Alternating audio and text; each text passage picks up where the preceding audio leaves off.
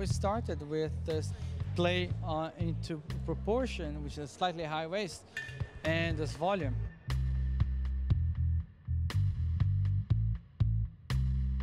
I was intrigued by this pagoda shape that Charles James used to do, but how to modernize it, how to bring that to today. You know, it was really challenging. So the suppression in the high waist, and then playing with the curves to give the femininity. It still had a lot of movement, you know, but very controlled.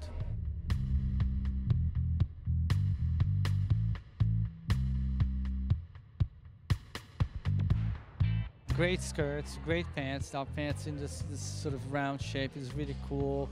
The inverted pleats were very interesting too.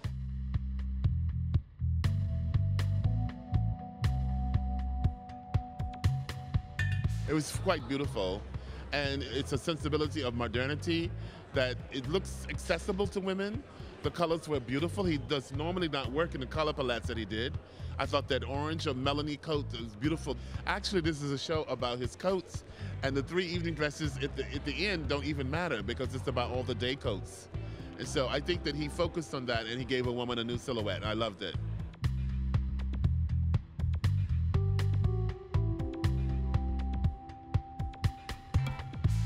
Well, you have to be confident to be able to make clothes that have that structure. But his use of leather was marvelous. Leather as an asset, not as a whole thing. I thought it was beautiful.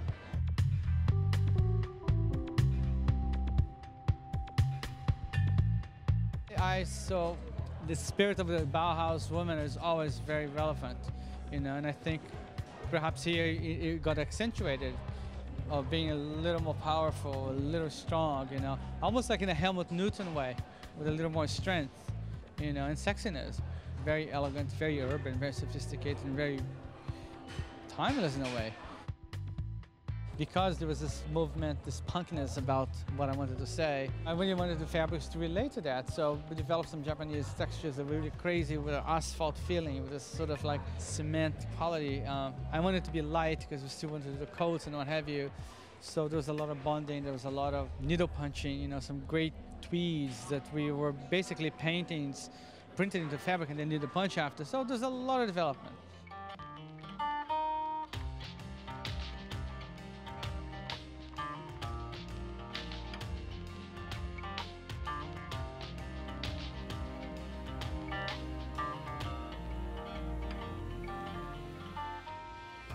Francisco Costa for Calvin Klein, so sophisticated. You know, I'm always struck by how he's taken, you know, the DNA of what Calvin Klein established and has done it in his own way, and it gives us another idea of what modernism and some of the tenets, in a sense, of minimalism.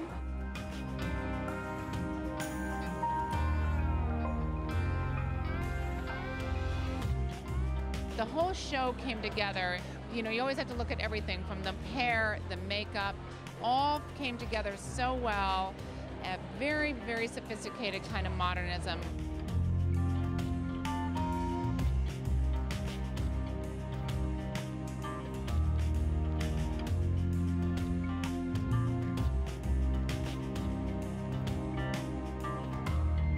I hate to even kind of put Francisco and his work into anything that in trends, because I feel like Francisco is a little beyond like drinking from the pool of trends. But we did see this week, you know, a good bit of black again. Black is feeling good. You know, we've had a lot of color going on, so some seasons you need a little palette cleansing.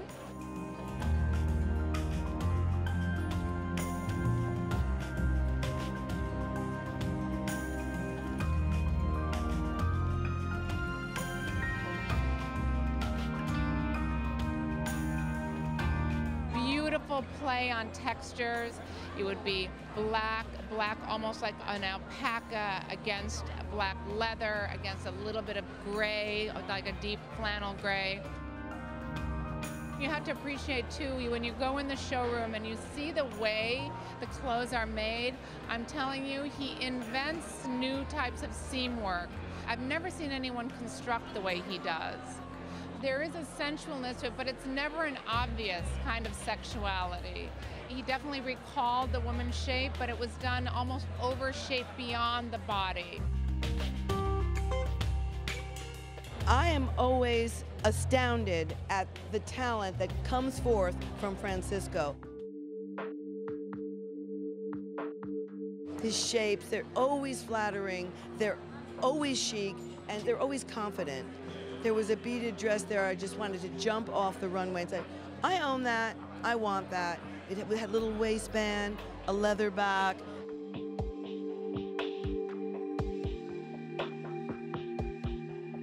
I think that inside Francisco is a Calvin aesthetic, which always stood for minimalism, chicness, very urban.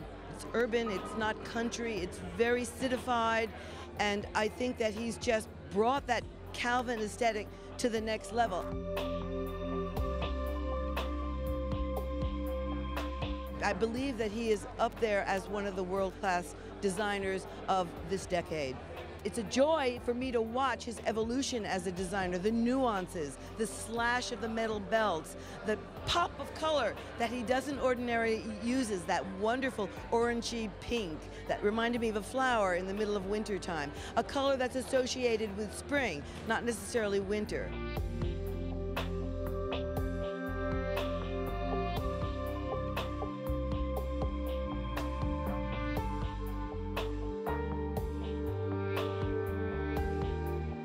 That was fun, challenging for me, you know. But again, because of this punkiness that I kept, you know, revisiting, you know, it felt like I have to try those colors, but how can I make them happen a little more acid, you know? So again, there was a period of trial and retrial, you know, and how to glaze the fabric, how to treat this fabric to take the color, because color when it's that deep and that strong, you know, it's quite interesting, it's quite happy, you know. I was thrilled that we made that happen.